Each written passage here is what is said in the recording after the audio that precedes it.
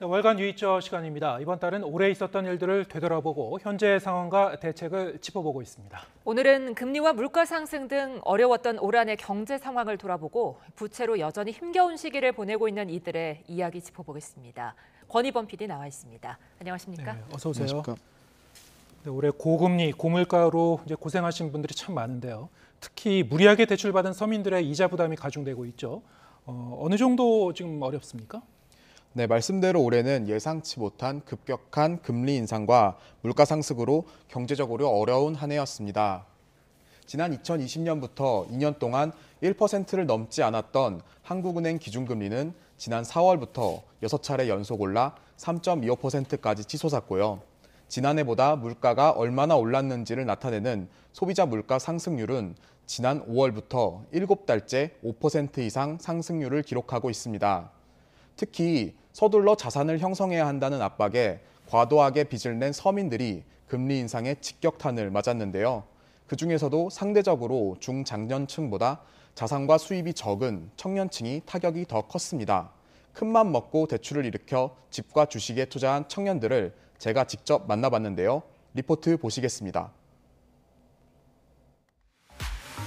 고금리와 고물가, 유례없는 미국 기준금리 상승과 우크라이나 전쟁 등으로 인한 국제 원자재 가격 폭등이 맞물리면서 국내 경제도 직격탄을 맞았습니다. 장복이 무섭다는 말이 나올 만큼 물가가 껑충 뛰었고 은행의 대출 금리도 큰 폭으로 올랐습니다. 코스피 지수 3,000을 돌파했던 주식시장은 금세 하락장으로 돌아서 회복 기미가 없고 최근 3년 사이 가파르게 올랐던 부동산 시장도 매매는 물론 전셋값까지 하락 조짐이 나타나고 있습니다. 모두가 힘들지만 누구보다 고통스러운 사람은 무리하게 빚을 내 집이나 주식을 산 투자자들입니다. 당장 대출 규모를 줄일 수도 없는 상황에서 매달 내야 할 이자는 큰 폭으로 늘었기 때문입니다. 이들 상황은 어떨까? 대출받아 신도시 아파트를 분양받은 30대 김모 씨를 만났습니다.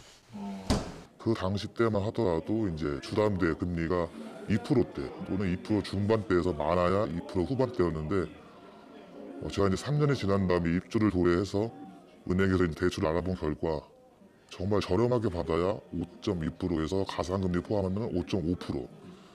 김 씨가 분양받은 아파트 분양 가격은 4억 원. 이 중 대출로 충당한 금액은 무려 3억 8천만 원입니다.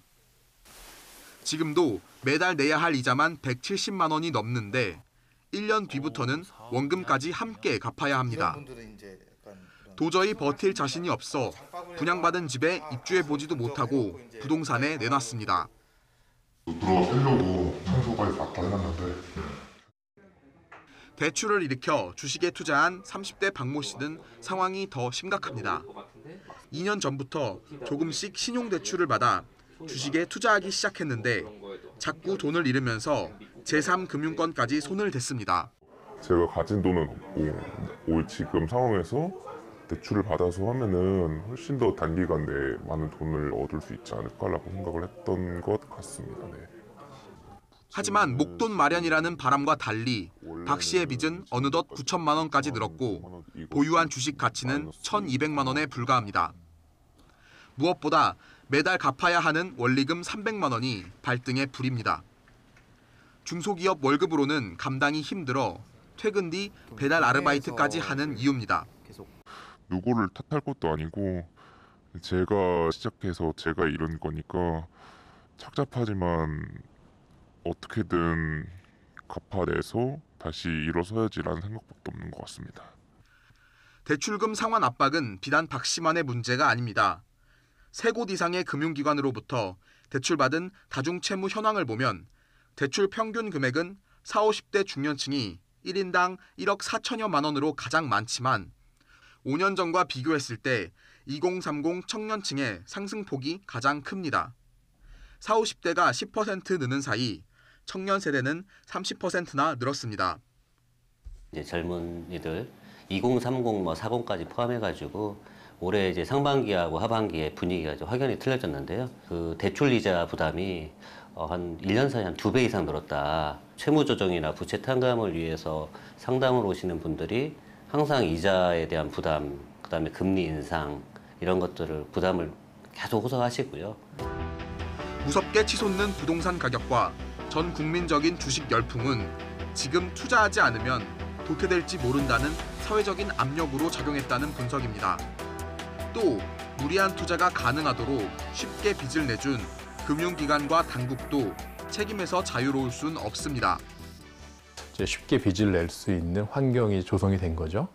이 문제가 본질적으로 빚을 내지 않으면 이 체제에서 살아남기 어렵다 이런 생각을 하게 만드는 거거든요.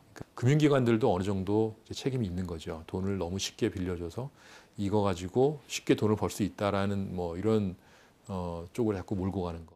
위기에 몰린 청년들에 대한 지원책도 필요하다는 주장도 나옵니다. 긴급복지라는 틀에서 한시적으로라도 이 사람이 너무 생활이 어렵거나 뭐 그렇지는 않도록 해주는 거 정비는 할 수 있을 것 같아요. 잘못했으니까 너는 빠져. 우리는 같은 사회이기 때문에 빠지는 사람이 빠지면 어디로 갑니까? 그 사람들이 결국 소비자이고 국민이고 납세자이고 그렇거든요. YTN 권희범입니다. 영상에 나온 사례들이 모두 굉장히 심각해 보이는데요. 이들뿐만이 아닌 것 같은데 실제 통계는 어떻습니까? 네, 실제 통계도 심각합니다. 우선 올해 전체 가구 평균 부채는 약 9,100만 원으로 지난해 약 8,800만 원보다 4.2% 증가했는데요. 금액으로 보면 40대 가구주가 평균 1억 2천만 원 정도로 가장 컸고 30대가 1억 1천만 원으로 그 뒤를 이었습니다. 주목할 점은 청년 세대의 부채 증가율인데요. 20대는 지난해보다 올해 평균 부채액이 41.2%나 증가했습니다. 전체 평균인 4.2%보다 10배 넘는 증가율입니다.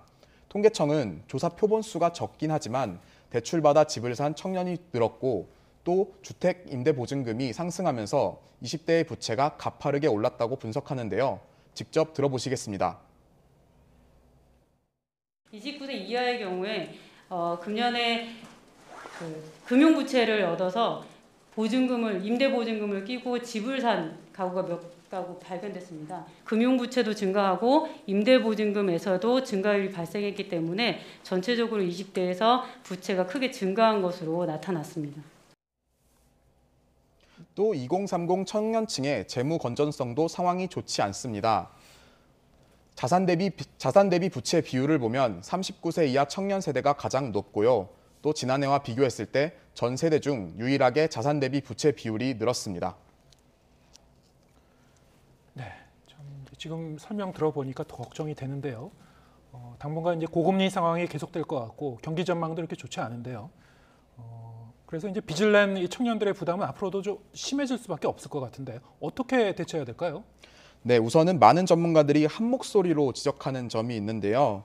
현재 어려운 경제 상황을 타개하려는 조급한 마음으로 추가로 빚을 내거나 위험한 투자에 손을 뻗으면 안 된다는 겁니다. 그 다음으로 자신의 수입과 자산에 대한 객관적 평가를 내리고 이를 바탕으로 실제 빚을 줄여나가려는 장기적인 계획을 세워야 한다는 겁니다. 또 현재 대출 상황이 과도하게 부담될 경우 이자율이나 채무를 조정할 수 있는 방법도 찾아야 하는데요. 이를 위해 전문기관의 도움도 받아보라고 조언합니다. 직접 들어보시겠습니다. 자기가 자산이 얼마가 있고 재산이 얼마가 있고 소득이 얼마나 되고 그다음에 빚이 얼마나 되고 그거를 이제 금융기관과 개별적으로 접촉해서 좀 조정할 수 있는 여지가 있는지 이런 것들을 자기 상황을 객관화해서 좀 볼 필요가 있고요. 청년 채무를 조정하거나 상담해주는 기관들이 많이 있어요. 아주 가까운 사례로는 뭐 신용회복위원회, 뭐 서울시 금융복지 상담센터 이런 데들이 네, 이렇게 말씀해주신 전문 기관들의 도움도 좀 받아보고 현재 상황이 어렵기는 하지만 이럴 때일수록 좀 더 현명하게 대처할 필요가 있어 보입니다. 월간 유의저 다음에는 어떤 주제 다룹니까? 네, 월간 유의저 다음 시간에는 대형 산불 문제를 짚어봅니다. 지난 3월 울진과 삼척 등 동해안 지역에 대형 산불이 난 것 기억하시는 분도 계실 텐데요. 확인해보니 올해 100헥타르 이상의 면적이 불에 타는 대형 산불만 모두 11건 발생했습니다. 관측 이래 가장 많은 수치라고 합니다. 저희 제작진이 직접 울진과 삼척에 가서 현재 상황은 어떤지 살펴보고 대형 산불 발생 원인과 대책도 고민해 보겠습니다. 네, 지금까지 권희범 PD와 함께했습니다. 수고했습니다.